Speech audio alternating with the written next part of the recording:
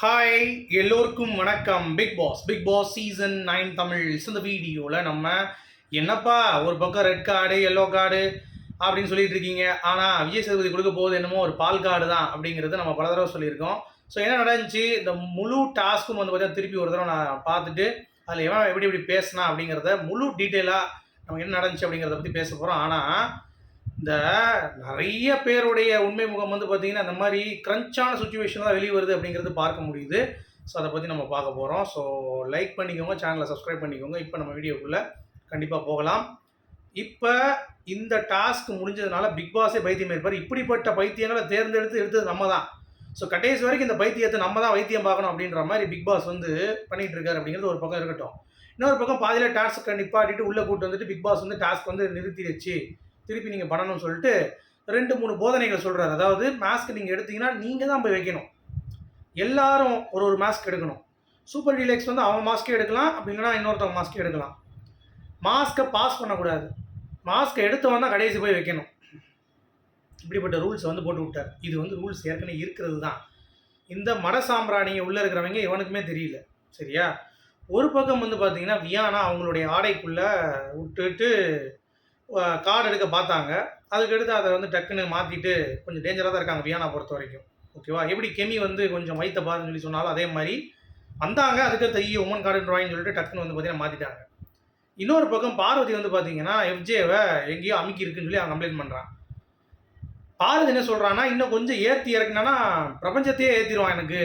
So விஜய்னா அப்படின்றது ஓப்பனாகவே வந்து சொல்கிறாங்க பார்வதி.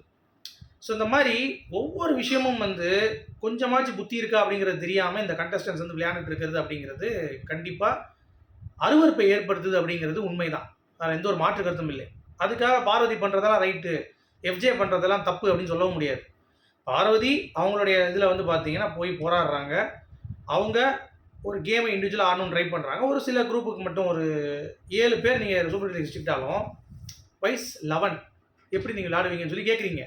ஏங்க இந்த கேமே எவன் ஜெயிக்கிறான்னா அவனுக்கு ஸ்பெஷல் டின்னர் அவங்க டீமுக்கே. அப்போ எல்லாம் டீமாக தான் விளாடுவாங்க, அதில் எனக்கு மாற்று கருத்து இல்லை. ஆனால் முதல்லையே ஒருத்தன் காலி பண்ணணும். அதாவது ஒரு வன்மத்தை வந்து வச்சுக்கிட்டு இந்த சபரியும் கனியும் சரி பார்வதியை எடுத்து போட்டு அடிக்கிறது அப்படிங்கிறது தான் மேட்ரு. இங்கே அந்த டீம் வந்து பார்த்தீங்கன்னா யாரை ஸ்ட்ராங்காக இருக்கவங்களோ அவங்கள அடிக்கிறாங்க. ஸோ அந்த அணுகுமுறையில் வந்து பார்த்தீங்கன்னா சூப்பர் டீலக்ஸ் டீம் கொஞ்சம் பரவாயில்ல. இவங்க ரொம்ப மோசமாக இருக்காங்க. வந்து பார்வதி தான் முடிக்கணும் அப்படின்ற மாதிரி பார்வதி மேலே என்ன மர்மம் தெரில. அதே மாதிரி பார்வதி யூஸ் பண்ணுற வேர்ட்ஸ் ஆம்பல ஆம்பல ஆம்பல அப்படின்றது, அப்புறம் கேடுகட்டத்தனமாக பேசுறது, ஆம்பளை எம்மு அப்படி சொல்கிறது, இந்த மாதிரிலாம் கேட்கும்போது ஆம்பளைலாம் தூக்கி காட்டுவேன் அப்படின்ற மாதிரி அவன் தூக்கி காட்டுறான், ஆம்பளை நான் தூக்கி காட்டுறேன் அப்படின்ற மாதிரி. ஸோ இவங்களுடைய பிஹேவியர் நம்ம வந்து ரெஜிஸ்டர் பண்ண முடியாது. இந்த சேம் டைம் எஃப்ஜே வந்து பார்த்தீங்கன்னா கடிக்கிறது, ரம்யாலாம் எதிரிச்சு போய் என்னடா கடிச்சு வைக்கிற மூதேவி அப்படின்ற மாதிரி. ஓகே, ஸோ அவங்களுடைய இதை வந்து அடிக்குது. ஸோ எஃப்ஜேவுடைய கேரக்டர் அப்படிங்கிறது ரொம்ப ரொம்ப மோசம். அவனுக்கு வந்து குறைஞ்சபட்சம் எல்லோ கார்டாச்சும் கொடுக்கணும். நீ ரெட் கார்டு கொடுக்க மாட்டே அப்படிங்கிறது தெரியும். சரியா? ஏன்னா பிக் பாஸ் அதை எதிர்பார்க்குறான், அதான் நடக்கணும் அப்படின்னு சொல்லிட்டு. ஸோ அவனே அதை கொடுக்க மாட்டான். ஒரு ஸ்ட்ரைக் கார்டாச்சும் கொடு, எல்லோ கார்டாச்சும் கொடு. இல்லாட்டி இவன் வந்து ரொம்ப ஓவர் ஆடுறாங்க. ஒரு புரிதலே இல்லை, கேவலம் பேசுகிறான், பெண்களை கடிச்சு வைக்கிறான். சரியா? அப்புறம் வந்து இடிக்கிறான், கடிக்கிறான், அடிக்கிறான்.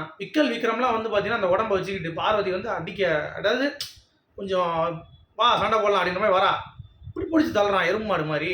ஸோ அந்த மாதிரி ஏகப்பட்ட விஷயங்கள் விஷமத்தன்மை அப்படிங்கிறது இருக்குது அப்படிங்கிறது பார்க்க முடியுது. சரி, இதெல்லாம் ஒரு பக்கம் இருக்கட்டுங்க. டாஸ்க்காக பாருங்கன்னு சொல்லி நீங்கள் சொல்கிறது எனக்கு புரியுது. அதையும் பார்த்துட்டாங்கன்னு வைங்களேன். ஸோ டாஸ்க்காக பார்த்து பிக் பாஸ்லாம் வந்து உள்ள தூக்கி போட்டு இது பண்ணிட்டாங்க. இப்போ என்னன்னா அவங்க ஒரு கிரிட்லேயே வைக்க மாட்டாங்க, எடுத்துகிட்டு போய் கிரிட்டாக தூக்கி வைக்கிறாங்க. ஒரே கிட்ட 4 பொம்மை வைக்கிறாங்க, 4 மாஸ்க் வைக்கிறாங்க. ஸோ இந்த மாதிரி எவ்வளோ தான் சொன்னாலும் இவங்க திருந்த மாட்டாங்க அப்படிங்கிற மாதிரி பிக் பாஸ் வந்து முடிவு பண்ணிட்டார். சரி, இவங்களுக்கு என்ன பண்ணலாம்? சரி, பைத்தியத்துக்கு வைத்தியம் பார்ப்போம்னு சொல்லிட்டு கொஞ்சம் நேரம் வந்து பார்த்தீங்கன்னா வைத்தியம் பார்த்துட்டு இருந்தாங்க. அதில் டாக்டர் நம்ம திவாகர் வந்து அரோராக பார்க்கும்போது பிக் பாஸ் காண்டாயிட்டார். என்னடா இது அப்படின்னு சொல்லிட்டு டாக்டர் வருவாங்க, நீ மூடிட்டுருன்ட்டார். உடனே திவாகரும் வந்து பார்த்தீங்கன்னா மூடிட்டு தான் உட்காந்துட்டு இருக்க. ஸோ இது ஒரு பக்கம் போயிட்டு இருக்கு. இந்த பிசியோதெரப்பி செஷன் வந்து முடியாதுன்ட்டாங்க. அடுத்து என்னதான் முக்கியமான ஒரு அப்டேட் என்னன்னா, பார்வதி வந்து ரொம்ப புலம்பிட்டு இருக்காங்க. இந்த மாதிரி என்ன டார்கெட் பண்ணுறாங்க, அது பண்ணுறாங்க, எல்லாம் உண்மை தான் அவங்க டார்கெட் பண்ணுறாங்க. அதுக்காக நீங்கள் வார்த்தைகள் அதில் கவனமாக இருக்க வேண்டும். வீட்டுடைய அமைதியை கெடுக்கவும் கூடாது. இந்த மாதிரி சில விஷயங்கள் நிறைய நீங்கள் பண்ணுறீங்க, அது வேண்டாம், தப்பாக இருக்குது. எஃப்ஜே என்னமோ யோக்கிய மாதிரி கனிக்கிட்ட போய் அவள் வந்து என்ன இது பண்ணுறா அது பண்ணுறா சொன்னேன். அவன் ஏண்டா கிளிக்கிறா இது பண்ணுறாங்கிறது ஓகே, பட் கீழே தொட்டாலாங்கிறது தெரியல, அவன் அப்படி அக்யூஷன் பண்ணுறான். அதற்கு கனி வந்து பார்த்தீங்கன்னா எந்த ஒரு இதுவும் ரியாக்ட் பண்ணல. சரி ஓகேன்றாங்க. அதுக்கடுத்து திருப்பியும் வந்து பார்வதின்னோனே, பார்வதி பத்தி எது பேசினாலும் கனி காது கேட்க மாட்டேங்குது. பார்வதி தான் தப்புன்ற மாரி சொல்றான். நீங்க எப்படி இது பண்ணலாம்? அவன் அப்படி பண்ணியிருக்காங்கிறதுக்கு கேட்கல. அப்புறம் கடைசியா எங்க தப்பா போயிரும்னு சொல்லிட்டு அரோரா கிட்ட, சபரி கிட்ட போய் ரெஜிஸ்டர் பண்றான் கனி. இந்த மாதிரி 2 பேரும் பண்ணாலும் தப்பு. அதை ஏன் நீ முதலே சொல்ற ஸ்ட்ராங்கா? நீ பண்ணதும் தப்பு எஃப்ஜே, பார்வதி பண்ணதும் தப்பு. இந்த மாதிரி பண்றப்ப உங்களுக்குள்ள அட்ஜஸ்ட் பண்ணிக்கோங்க சிலது. ஏன்னா படும்போது அப்படிதான் படும். அதாவது ஷேர் ஆட்டோம்னா அடிப்படை தான் செய்யும். நம்ம வடிவேல் சொல்லுவார். ஷேர் ஆட்டோம்னா கொஞ்சம் இப்படி தான் இருக்கும். ஸோ அப்படி இருக்கும் பொழுது ஏன் நீங்க வந்து அட்ஜஸ்ட் பண்ண மாட்டீங்க அதை? ஏன் வந்து அப்படி ஏறுறீங்க அப்படி மேலே அப்படின்ற மாதிரி கனி கேட்குற கேள்வி அப்படிங்கிறது வந்து பார்த்தீங்கன்னா நியாயமற்றதா இருக்கு. இப்படி தான் கேட்டிருக்கணும்.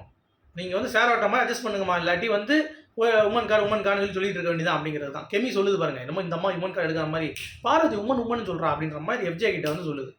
எஃப்ஜே வந்து அப்படியே சொல்கிறான், எது போனாலும் பாரதி உமன் கார்டு எடுக்கிறான். நீ என்ன பண்ணுற? நீ அதுக்கேற்ற மாதிரி எப்படி விளாடுற? நல்லவ மாதிரி பேசுகிற, என்ன பண்ணுறாங்கிறீங்க, கடிச்சு வைக்கிறாங்கிறீங்க, எவ்வளோ கம்ப்ளைண்ட் தெரியுமா மேலே? இன்னொருத்தர் கமருதீன் பொம்மையே எடுக்கலை மாஸ்கே. எதுக்குடா நீ இருக்க? இதில் இவன் வந்து எக்ஸ்பிளைன் பண்ணுறான் வினோத்கிட்ட போய். அதுவும் வினோத்துக்கும் இவனுக்கு ஒரு வாக்குவாதம், கடிச்சு வச்சிட்டாங்க அப்படின்ட்டு. லைட்டாக தான் கடிச்சான், அவனை லைட்டாக தான் கடிச்சான், என்னடா அது அப்படின்னு சொல்லி காண பொறிச்சிட்டான் கமருதீன். இதுக்கு நடுவில் கமருதீன் வந்து பார்த்தீங்கன்னா ஒரு பக்கம் வினோத் டென்ஷன் பண்ண, திவாகர் டென்ஷன் பண்ணுறாரு. என்ன வினோத் தான் என்ன தள்ளி விட்டார் அப்படின்னு. என்னையா நீ இப்போ கரெக்டாக சொல்லியா என் பேர் அப்படின்னு சொல்லிட்டு அவங்களுக்குள்ள ஒரு ஒரு ரொமான்ஸ் போயிட்டு இருக்கு வினோத்துக்கும் திவாகருக்கும் அப்படிங்கிறது பார்க்க முடியுது. ஸோ இதெல்லாம் ஒரு பக்கம் முடிக்கிறப்ப ஆதிரை வராங்க, சும்மா எகிரி அடிக்கிற மாதிரி வரா. அதுவும் எப்படி வரான்றீங்க?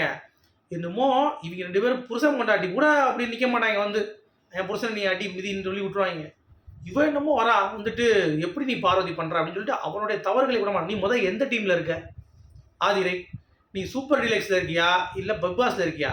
நீ இருக்கிறது பிக் பாஸில், அதாவது சூப்பர் டீலக்ஸில். அப்புறம் பிக் பாஸ் வீட்டில் உனக்கு என்ன வேலை? அப்படி சப்போர்ட் பண்ணுறா, உங்களுக்கு என்ன தெரியும் அப்படின்றா. என்ன அடிச்சாமான்றா, நீங்களும் தான் அவன் அடிச்சிருப்பீங்க அப்படின்ற மாதிரி திருப்பி வந்து சப்போர்ட் பண்ணி நீ அடிச்சது தப்பு அவன் அடிச்சது தப்பு அப்படின்னு சொல்லி பேச தரல எவனுக்குமே. ஒரு சார்பாக பேசிக்கொண்டு பயங்கரமாக பண்ணுறாங்க. இந்த பக்கம் ரம்யாஜோ இந்த சாப்பாடு இஷ்யூ வினோத் ஒரு பிரச்சனை பண்ணாரு. இப்போ கப்பு கம்மியாக இருக்குது என்னடா அதுன்னு சொல்லி சபரி அப்பா முடியலடா அப்படின்னு போயிட்டான். ரமேஷ் அங்கே வந்து ஆமாம் கம்மியாக இருக்குன்னு சொல்லிட்டு உள்ளே வந்து சபரிக்கு இன்னொரு குத்துறா. ஆமாண்டா வெளியே எல்லாம் சொல்கிறாங்க கம்மியாக இருக்குது, நீ தான் சொன்ன மூதேவி. அப்போ எவ்வளோ பெரிய ஆட்டக்காரன்னு பார்த்துக்கோங்க. வெளியே எவ்வளோ கம்மியாக இருக்குன்னு சொன்னேன், இப்போ வந்து நீ சொல்கிற அப்படின்ற மாதிரி நம்ம இப்படிப்பட்ட எச்சலாம் இப்படி கேம்ல ஆகுது அப்படின்ற மாதிரி இல்லை. இவன் வந்து பார்த்தீங்கன்னா இறங்கி வந்து அடித்து சொல்கிறாங்க அப்படிங்கிறது பார்க்க முடியுது. அப்போ எவ்வளோ கேடு கட்டத்தனம் பாருங்க. ஸோ இனிமேலாச்சும் ஒழுங்காக ஆடுவாங்களா அப்படிங்கிறது நமக்கு தெரியல. இன்னொரு பக்கம் கனி இப்போ தான் உட்காந்து எக்ஸ்பிளைன் பண்ணுறாங்க. வந்து பார்வதி பண்ணுறது தான் தப்பு, நீ கரெக்டாக தான் இருக்க, உனக்கு ஓகேனா அவள் மாஸ்க் எடுத்துட்டாங்கல்ல அதுக்காக. இன்னொன்று கனிக்கா அவ்வளோ பேர் வந்து நிற்கிறாங்க.